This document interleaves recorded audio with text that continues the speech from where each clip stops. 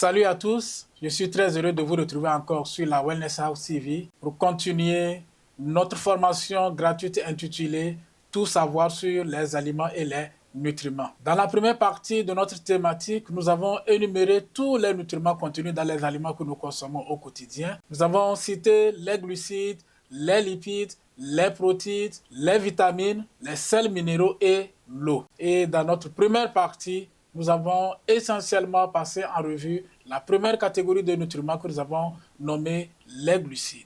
Aujourd'hui, nous allons essentiellement nous intéresser à un deuxième type de nutriments que nous appelons les lipides.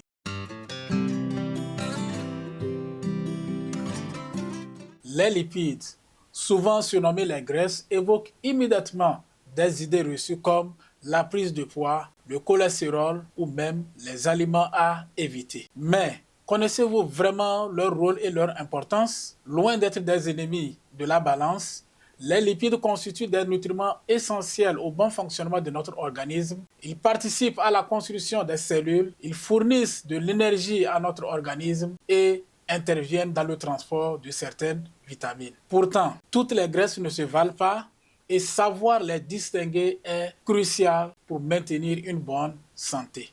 Dans cette vidéo, découvrez avec moi tout ce qu'il y a à savoir sur les lipides, c'est-à-dire leur type, leurs bienfaits, leurs dangers et surtout comment pouvoir les intégrer de façon intelligente dans votre alimentation.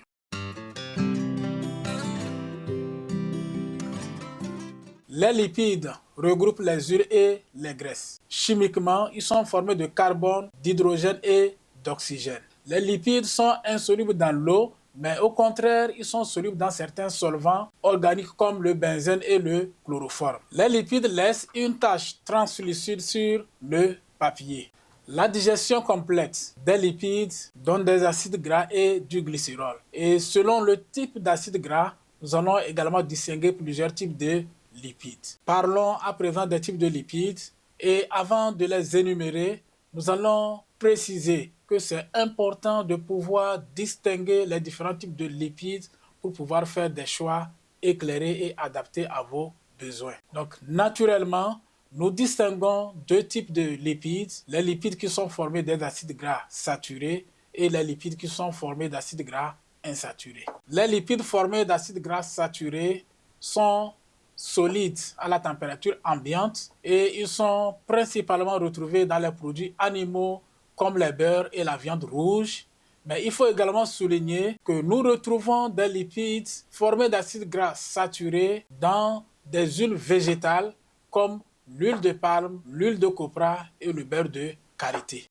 La deuxième catégorie de lipides, ce sont les lipides qui sont formés d'acides gras insaturés. Et là, nous distinguons deux sous-groupes. Nous avons le sous-groupe des acides gras monoinsaturés que nous trouvons facilement dans l'huile d'olive, dans l'huile d'avocat et dans l'huile d'arachide. Donc, le deuxième sous-groupe, ce sont les acides gras polyinsaturés comme les oméga 3 et les oméga 6. Donc, les oméga 3, nous pouvons facilement les retrouver dans l'huile de lin, dans l'huile de colza, dans les graines de chia, également dans certains poissons comme le maquereau, le saumon, le thon. Et les oméga 6, nous les retrouvons essentiellement dans l'huile de maïs, dans l'huile de soja, dans l'huile des graines de courge, dans l'huile d'olive également, dans l'huile de tournesol. Il est ici important de préciser qu'à ces deux catégories de lipides que nous venons de citer, les lipides formés d'acides gras saturés et les lipides formés d'acides gras insaturés, s'ajoute une troisième catégorie de lipides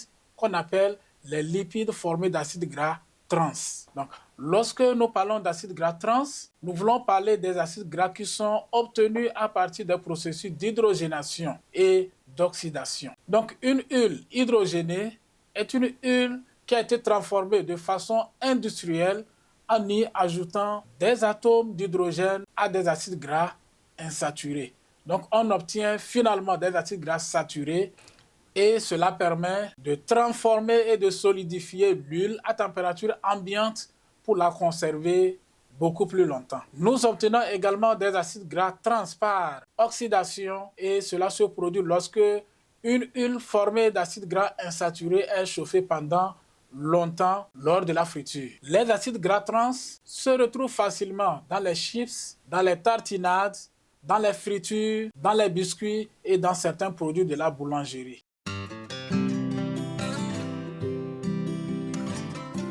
Parlons à présent du rôle des lipides. Donc, les lipides, ce sont des nutriments qui jouent plusieurs rôles dans notre organisme. Donc, le premier rôle des lipides est d'être une source d'énergie. Lorsque vous consommez 1 gramme de lipides, cela vous fournit 9 kilocalories en termes d'énergie, soit un peu plus du double de l'énergie fournie par 1 gramme de glucides ou de protéines. Les graisses étant une forme d'énergie très efficace, notre corps a tendance à stocker l'excédent d'énergie sous forme de graisse. Nous l'avons déjà signalé dans notre première partie en disant que lorsqu'il y a un excédent de glucose qui ne sert plus à être stocké sous forme de glycogène dans le foie et dans les muscles, cet excédent de glucose va être stocké sous forme de graisse. Notre corps dépose l'excès de graisse au niveau de l'abdomen, et là nous parlons de graisse viscérale, et au niveau de la peau, et dans ce cas nous parlons de graisse sous-cutanée. Il est aussi important de noter que notre corps peut déposer l'excès de graisse dans les vaisseaux sanguins et dans les organes, où il peut bloquer la circulation sanguine et endommager les organes, et cela va causer des troubles graves de santé. Le deuxième rôle des lipides, c'est qu'ils entrent dans la constitution des membranes de nos cellules et assurent ainsi la croissance de nos tissus. Et le troisième rôle, c'est que les lipides interviennent dans l'absorption de certaines vitamines, comme la vitamine A, la vitamine D, la vitamine E et la vitamine K. Les lipides entrent dans la production des hormones. Donc, quand vous prenez le cas des hormones sexuelles, certains lipides comme le cholestérol interviennent dans la production de ces hormones. Et le cinquième rôle des lipides, c'est qu'ils interviennent dans la lutte contre le froid. Donc, autrement dit, les lipides de la peau permettent de lutter contre le froid. Donc, ils maintiennent ainsi la température corporelle.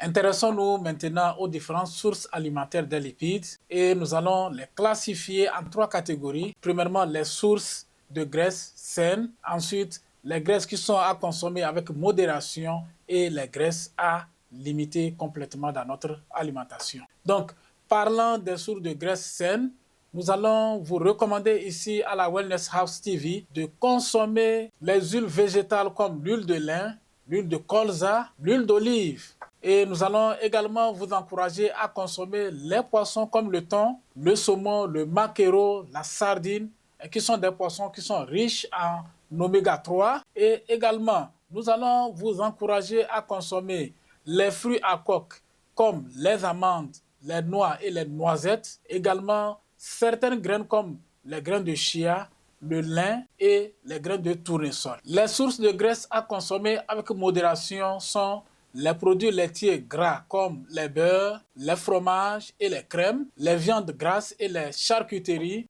Et enfin, les sources de graisse à limiter sont essentiellement les aliments frits, c'est-à-dire les fritures et les snacks transformés que sont les chips, les biscuits, etc. Vous devez également limiter la consommation des produits qui contiennent les acides gras trans.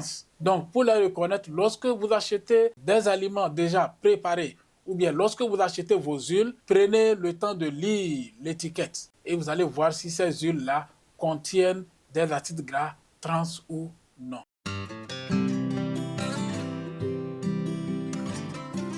Parlons à présent des effets des lipides sur la santé. Donc, les lipides, selon leur type et leur consommation, ont des impacts variés sur la santé. Donc, nous allons ici relever les bienfaits des lipides et ensuite les dangers des lipides. Donc, parlant des bienfaits des lipides, nous allons essentiellement relever les bienfaits des lipides qui sont formés d'acides gras insaturés, que sont les acides gras oméga 3 et les acides gras oméga 6. Les acides gras oméga 3 interviennent dans la formation de certaines hormones tissulaires. Ils interviennent également dans l'activité antioxydante et ils permettent la vasodilatation, c'est-à-dire permettre à nos vaisseaux sanguins de se dilater. Ils favorisent également la dilution du sang et abaissent ainsi la tension artérielle. Donc, ces oméga 3 permettent également le renforcement du système immunitaire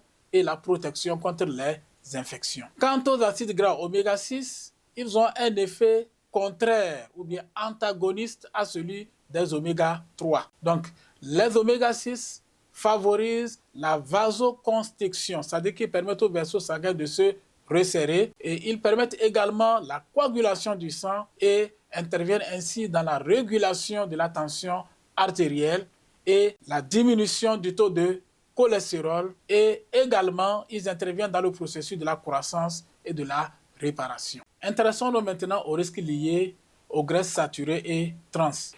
La consommation des graisses saturées et trans, que nous appelons communément les mauvais gras ou les gras malsains, entraîne essentiellement des conséquences sur notre santé. Donc, cela va premièrement entraîner l'augmentation du mauvais cholestérol dans notre organisme et également cela va accroître le risque des maladies cardiovasculaires comme l'athérosclérose. Donc, lorsque nous parlons d'athérosclérose, nous voulons simplement parler d'une maladie dans laquelle il y a des dépôts irréguliers de matière grasse, qu'on appelle également les plaques d'athérome, dans les parois des artères qui ont une taille moyenne et grande. Et cela va entraîner une réduction ou bien un blocage du flux sanguin. Donc, lorsque ces vaisseaux sanguins sont bouchés, le sang n'arrive pas à circuler aisément et cela va causer fréquemment des crises cardiaques. Et dans ce cas, nous allons parler de maladies coronariennes ou bien ça peut également entraîner au niveau du cerveau ce que nous appelons accident vasculaire cérébral, communément abrégé AVC. Les mauvais gras vont également contribuer à la prise de poids et entraîner ainsi l'obésité.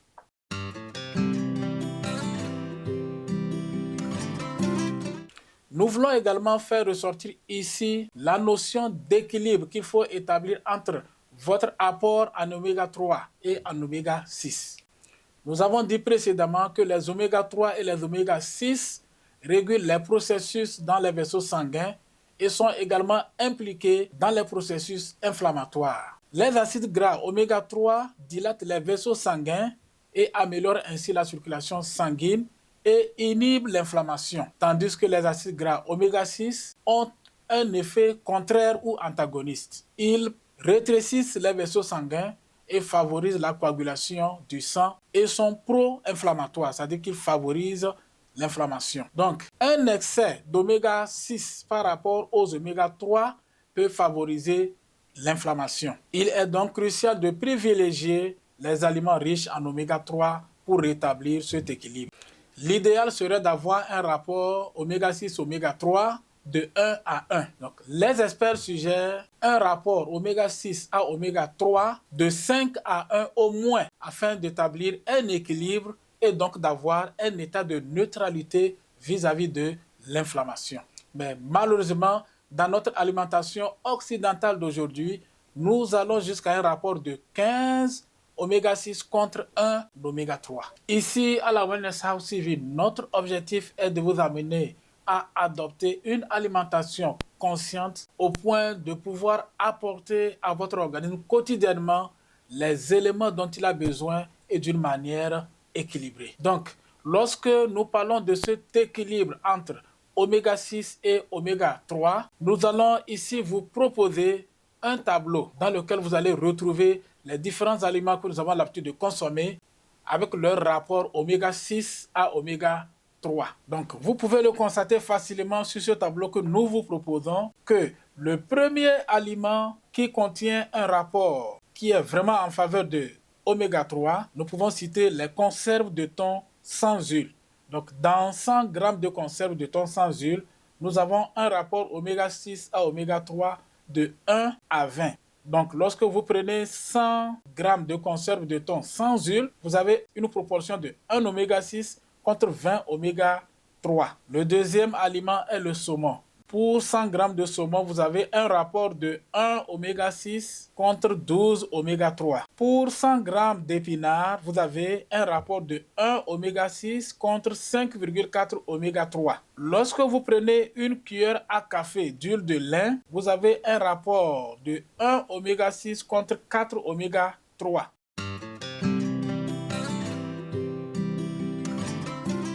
Adopter une alimentation équilibrée en lipides consiste à choisir avec soin la quantité et la qualité des graisses consommées. Voici quelques recommandations que nous pouvons appliquer à notre quotidien. Premièrement, nous devons miser sur les graisses insaturées en privilégiant les huiles végétales de très bonne qualité pour nos préparations culinaires. Ensuite, nous devons réduire les graisses saturées en privilégiant les viandes maigres comme le poisson et le poulet et les produits laitiers allégés comme le lait écrémé. Vous devez également éviter d'utiliser les huiles et les graisses contenant des acides gras trans.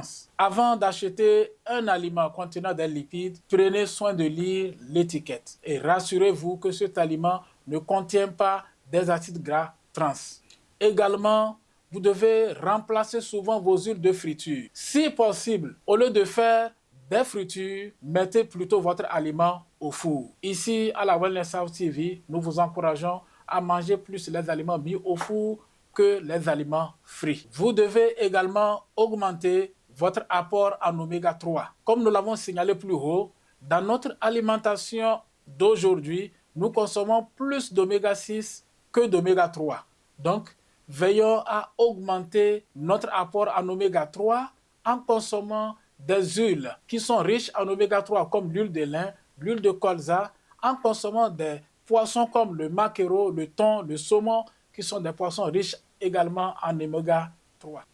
Enfin, nous vous encourageons à modérer votre consommation en graisse. Donc, pour l'énergie dont vous avez besoin au total au cours d'une journée, faites en sorte que les lipides puissent représenter 30 à 35% pour un individu qui est normal, pour un individu en bonne santé. En somme, nous retenons que les lipides ne sont pas seulement une source de graisse, mais ils jouent bien sûr un rôle très important dans notre organisme. Savoir distinguer les bons des mauvais lipides et adopter une consommation raisonnée permet de prévenir les maladies cardiovasculaires, de maintenir un équilibre énergétique et de favoriser le bon fonctionnement de l'organisme. Prenez donc le temps de repenser votre alimentation en privilégiant les graisses insaturées et les oméga 3 et en réduisant les graisses saturées et en éliminant complètement les graisses trans. Faites de bons choix et savourez vos repas en toute sérénité pour une santé durable et un bien-être optimal. Votre corps vous en remerciera. En attendant de nous retrouver dans une autre vidéo pour découvrir un autre nutriment, prenez soin de vous au quotidien et que le bien-être vous accompagne.